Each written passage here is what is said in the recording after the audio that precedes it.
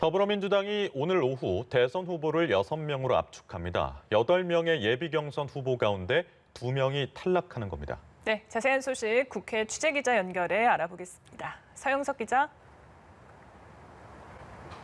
네, 민주당 대권 주자들의 예비 경선 컷오프 결과가 오후 5시 30분에 발표됩니다. 후보 8명 가운데 6명의 본경선 진출자가 가려지게 되는 건데요. 투표는 오늘 오후 3시까지 진행되고 오후 5시부터 개표 행사가 시작됩니다. 오늘 발표해서 순위나 득표수 등은 공개되지 않습니다. 예비 경선 마지막 날에도 주요 후보들은 민생 밀착 행보를 보이고 있습니다. 이재명 후보는 투표가 마감되는 오후 3시 서울대 청소노동자 사망 관련 현장을 직접 찾고 재발 방지를 약속할 전망입니다. 이낙연 후보는 조금 전 국회에서 여성 안심 정책을 발표했는데요. 불법 촬영에 사용되는 변형 카메라 구매 이력 관리제 등을 이야기했습니다. 정세균 후보는 아침부터 해남의 수해 현장 등을 찾아 피해 복구에 힘을 보탰습니다.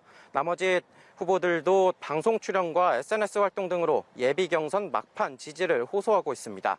오늘 추려진 6명의 후보들은 8월 초부터 전국 순회 경선에 돌입합니다. 최종 격전지는 9월 5일 서울에서 열리는 본경선이 될 텐데요.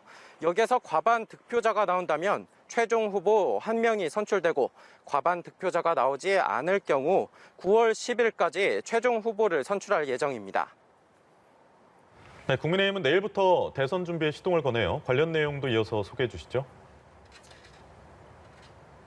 네, 국민의힘은 내일부터 예비 경선 후보 등록을 시작하면서 본격적인 대선 레이스 준비에 들어갑니다.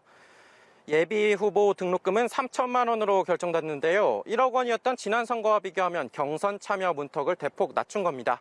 국민의힘 안에서만 이미 대권 도전 선언을 했거나 예고한 후보군이 9명, 당 밖까지 합치면 야권 후보만 14명까지 거론되는데요.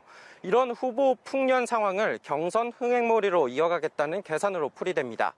예비 경선 후보 등록 이후 8월에는 이른바 국민의힘 경선 버스를 출발시킨다는 입장이 여전합니다. 자연스럽게 시선은 당박 주자들의 행보에 쏠리고 있습니다.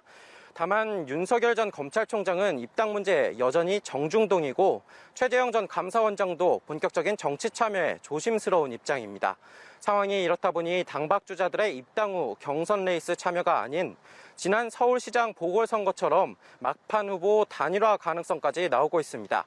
이렇게 대선 레이스는 여야 모두에서 점점 속도를 내고 있는데 코로나19의 4차 유행이 발목을 잡고 있는 형국입니다. 본경선을 위해 전국 순회에 들어가는 민주당은 당장 일정과 형식을 어떻게 할지 고심 중에 있고 민생 투어를 계획한 야권의 윤 전 총장 역시 공개 일정 조정에 들어갔습니다. 대권 후보 초청 간담회 등도 줄줄이 취소되거나 무기한 연기되고 있는데요. 특히 군소 후보들을 중심으로 코로나 시국 속 경선 기간 지지율 상승을 꾀하기 위한 절치부심이 이어질 전망입니다. 지금까지 국회에서 전해드렸습니다.